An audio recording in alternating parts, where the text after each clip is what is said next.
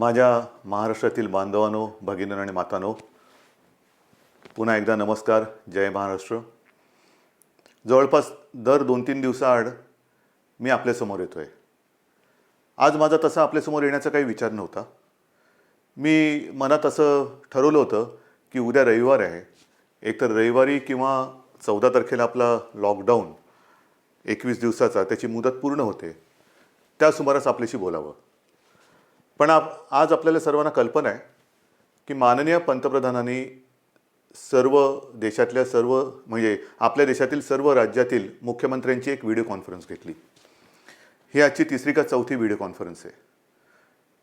पहिल्या प्रथम ह्या व्हिडिओ कॉन्फरन्समध्ये माननीय पंतप्रधानांसह मी सुद्धा आणि काही राज्याचे मुख्यमंत्री हे तोंडावरती मास्क बांधून होते. चित्र फार विचित्र होतं. म्हणजे आजपर्यंत कोणी आमच्या तोंडावरती पट्ट्या लावण्याची हिंमत केलेली नाही, कोणी आमचं तोंड बंद करू शकलेलं नाही, ती हिंमत कोणातही नाही. पण एका विषाणूने आमच्या सगळ्यांच्याच तोंडावरती पट्ट्या बांधल्या गेल्या.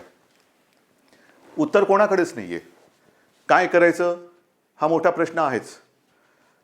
आणि तिथून निघाल्यानंतर साहजिकच आहे, चर्चा तर होणारच. कारण मुख्यमंत्र्यांची परिषद, व्हिडिओ कॉन्फरन्स देशाच्या पंतप्रधानाने घेतली. काय ठरलं, काय होणार?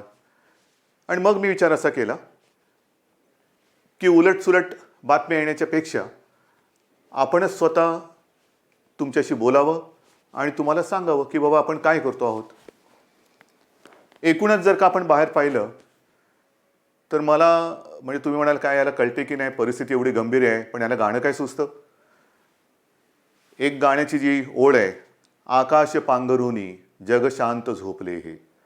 आकाश तर पांघरलं आहे, प्रत्यक्षात झोप उडालेली आहे. सगळेजण शांत आपापल्या घरामध्ये. काय करावं कळत नाही आहे. 14 नंतर काय होणार कळत नाही आहे.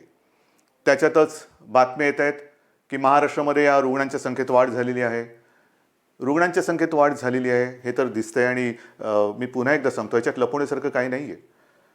आपल्याकडे विशेषतः मुंबई आणि पुणे, तुमच्या लक्षात असेल की सुरुवातच आपली पुण्यापासून झाली. कारण मुंबई हा मोठा एक विमानतळ आहे. संपूर्ण जगभरातनं इकडे प्रवासी येत जात असतात. जगात जाण्यासाठी आणि जगातून येण्यासाठी हे एक प्रवेशद्वार आहे. म्हणजे गेटवे ऑफ इंडिया जरी मुंबईमध्ये ते एक सिम्बॉलिक जरी असलं तरी आजचं विमानतळ हे मोठे एक महाद्वार झालेलं आहे.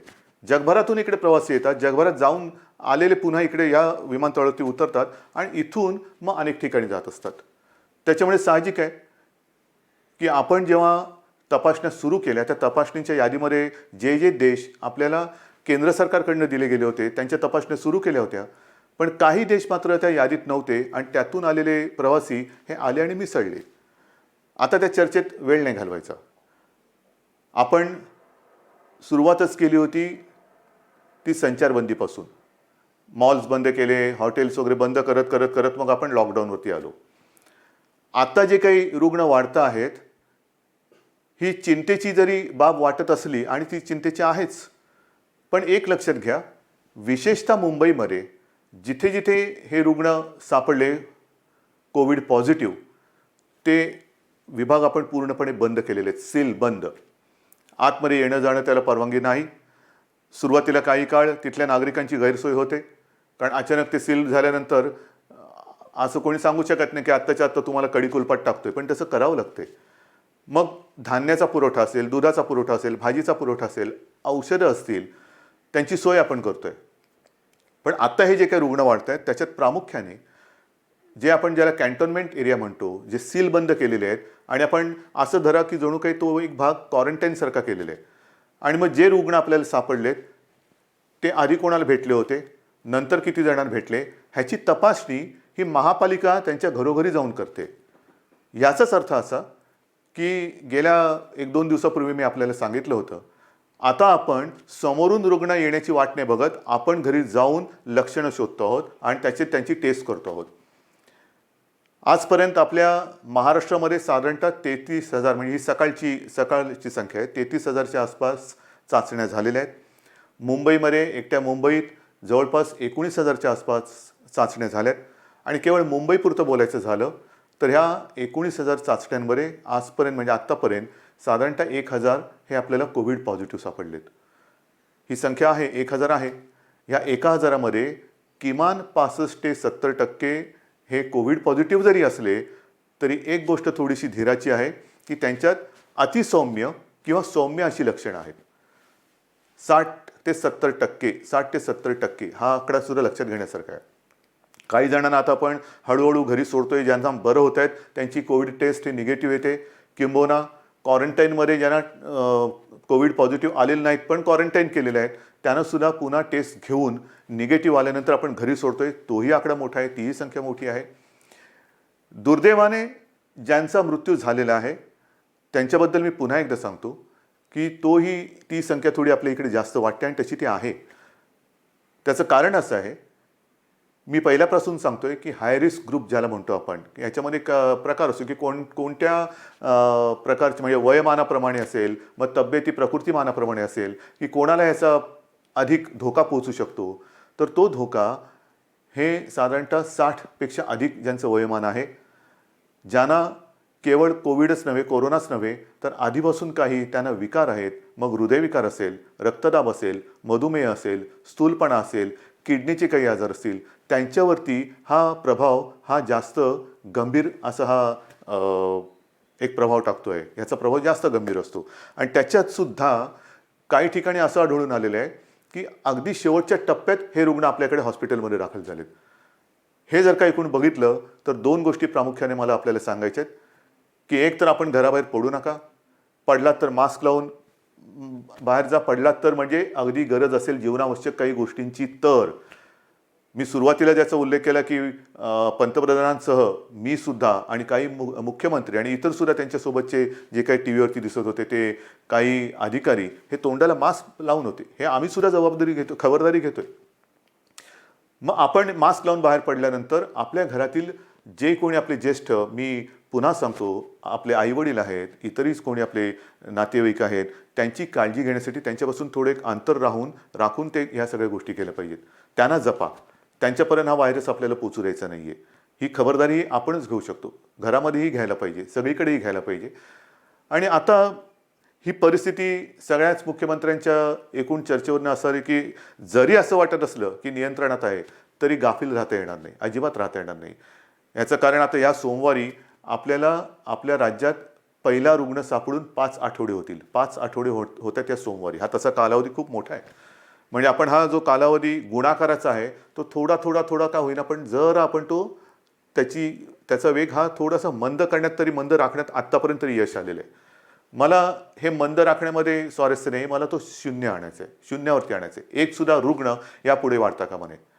आता जे रुग्ण सापडत आहेत ते पहिले जे काही कळत नकळत आलेले आहेत आणि त्यांच्यापासून जो प्रादुर्भाव झालेला आहे पुढे, ती लक्षणं आता या गेल्या 15-20 दिवसात दिसले आणि आणखीन काही 8-10 दिवसात दिसणार आहेत.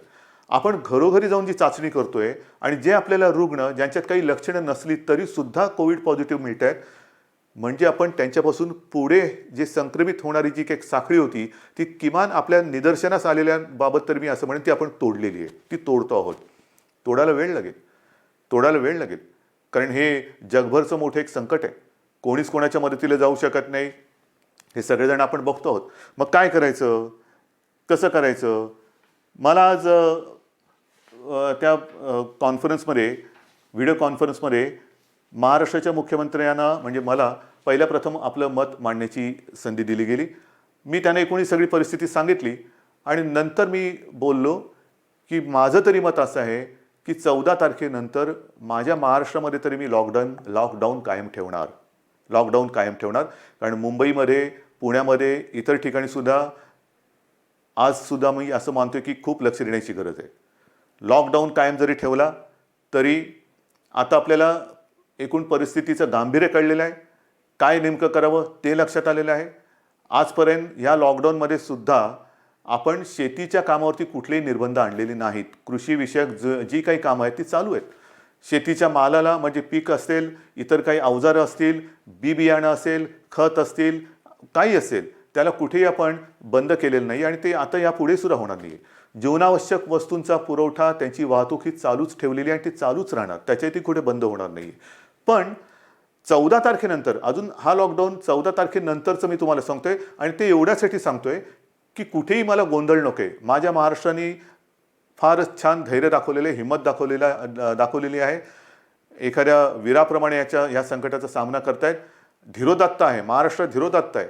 नेहमी आपण असं मानतो आणि आहे की जेव्हा जेव्हा संकट येतं तेव्हा हा आपला महाराष्ट्र देशालाच नव्हे तर जगाला दिशा दाखवतो. संकट कोणतेही असो, तो देशाला दिशा दाखवत असतो. तोच हा आपला महाराष्ट्र. आज संपूर्ण जगावरती संकट आले, आपला महाराष्ट्र हा देशाला आणि जगाला दिशा दाखवण्याचं काम याही संकटात करणार आहे.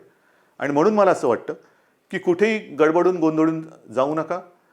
ही जी काय थोडीशी आपल्यावरती बंधन आले, थोडीशी म्हणजे बरीच आलेत, मला माहिती आहे.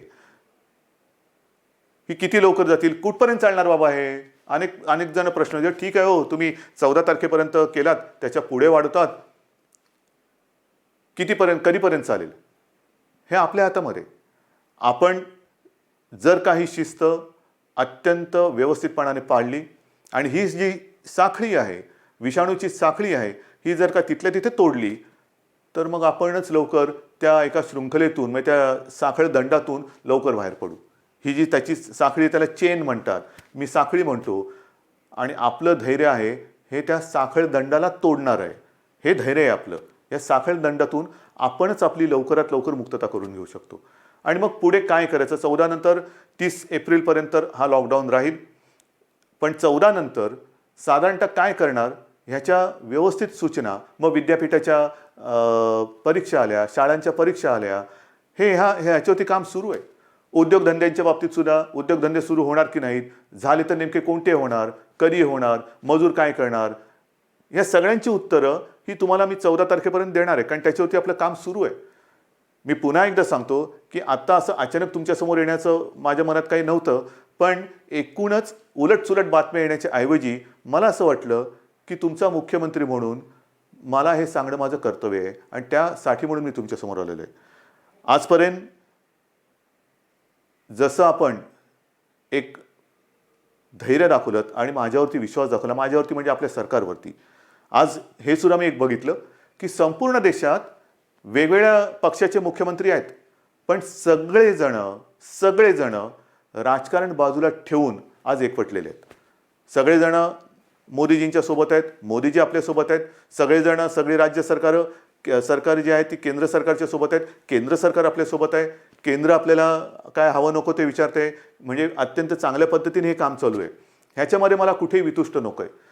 मी सर्वांनाच सांगतोय की आपल्याला आता राजकारण करण्याची वेळ नाही आहे. राजकारण तर आयुष्यालाच म्हणजे आपल्या पाचवीलाच पुजलेलं आहे. किती काळ राजकारण करणार आणि आयुष्यात दुसरं केलं तरी काय? आणि तो जो काय एक प्रसंग आहे, हा जो एक प्रसंग आहे आणि तो जो एक विषय आहे राजकारण, ह्या भानगडीत मला राजकारण नको आहे. ही राजकारणं, पक्षीय राजकारणं ही इथल्या इथे थांबली पाहिजेत. जे चित्र, जे वातावरण मी गेले 2-3 वेळेला ह्या पंतप्रधानांच्या व्हिडिओ कॉन्फरन्सिंगमध्ये बघतोय, हे जर का असंच राहिलं, ही एकजूट अशीच राहिली आणि ती केवळ आत्ताच नाही तर सदा सर्वदा राहिली, तर आपला देश या कोरोनाच्या संकटावर तर मात करेलच, नक्कीच करेल, ते करणारच. आपला महाराष्ट्र तर नक्कीच करेल, इतरही राज्य करतायत, पण आपला देश ही जगातली महासत्ता बनू शकते, नक्कीच बनू शकते. झालं ना, अमेरिकेला सुद्धा आपल्याकडनं औषधं मागवावी लागत आहेत. एकूणच काय की सगळेजण आज अडचणीमध्ये आहेत. सगळ्यांनाच काही ना काहीतरी भोगावं लागतंय, सोसावं लागतंय. कोणालाच ही बंधनं ही आनंददायी नाही आहेत, ना तुम्हाला आहेत ना मलाही. मी सुद्धा घरामध्ये राहूनच बऱ्याचशा गोष्टी करतोय, टेलिफोनवरनं करतोय, काही व्हिडिओ कॉन्फरन्सिंगवरनं करतोय. आता सुद्धा आपल्याशी बोलल्यानंतर पुन्हा महापालिकेचा मला एक आढावा घ्यायचा आहे. तर ही कामं चालू आहेत. वर्क फ्रॉम होम हे ज्यांना शक्य असेल त्यांनी ते चालू ठेवा, नसेल केलं तर चालू करा. ही मोठी अडचणीची परिस्थिती आहे आणि या परिस्थितीमध्ये मी पुन्हा एकदा सांगतो की केवळ आणि केवळ नाईलाजाने आपल्याला 14 तारखेनंतर किमान 30 तारखेपर्यंत, मी किमान शब्द जाणीवपूर्वक थोडासा जोर देऊन बोलतोय, किमान 30 एप्रिलपर्यंत. या किमानचा अर्थ असा आहे की सगळेजण जर का आपण व्यवस्थित शिस्तीत राहिलो, कुठेही गर्दी केली नाही, अगदी भाजी मंडईत सुद्धा नाही, तर आणि तरच आपण 30 तारखेपर्यंत ह्याच्यात बरीचशी बाजी मारलेली असेल. आणि हा जो काय पुढचा लॉकडाऊन असेल, काही ठिकाणी आपण बंधनं थोडीफार शिथिल करू शकू, त्याची मी तुम्हाला कल्पना देईन. पण काही ठिकाणी मात्र बंधनं ही आहेत त्याच्याहून कडक करावी लागतील, ती करावीच लागतील. हा जर का प्रसार आपण आत्ताच रोखला नाही तर बाकी कोणी किती शिस्तीत वागलं तरी त्याचा उपयोग होणार नाही. प्रत्येकाने शिस्त ही सगळ्याला सारखी आहे. त्याच्यात कुठेही म्हणजे जसं मी म्हटलं ना की हा जो व्हायरस आहे तो जात पात धर्म राजकारण सुद्धा बघत नाही, तो कोणालाही ग्रासू शकतो. अगदी ब्रिटनच्या पंतप्रधानांना सुद्धा त्यांनी सोडलेलं नाहीये, त्यांना सुद्धा झाला. तर हा विचित्र एक असा व्हायरस आहे आणि त्याच्यापासून वाचण्यासाठी आपण आणि आपणच सैनिक आहात. आम्ही सोबत आहोत. म्हणजे मी पुन्हा सांगेन, तुम्ही खबरदारी घ्या, आम्ही जबाबदारी घेतो. आणि हे युद्ध जे आहे हे युद्ध आपण जिंकणारच, जिंकून दाखवणारच या निश्चयाने हे युद्ध लढायचं आहे. कारण हरलेल्या मानसिकतेने युद्ध लढता येत नाही. ज्याची मानसिकता हरलेल्या अरे काय होणार, मग तू लढायला येऊच नकोस. हे लढण्याशिवाय आपल्याकडे पर्यायच नाही आहे. आणि हे युद्ध हे आपण जिंकणारच, जिंकून दाखवणारच या आत्मविश्वासाने पुन्हा एकदा सर्वांच्या सहकार्याची अपेक्षा करतो. जय हिंद.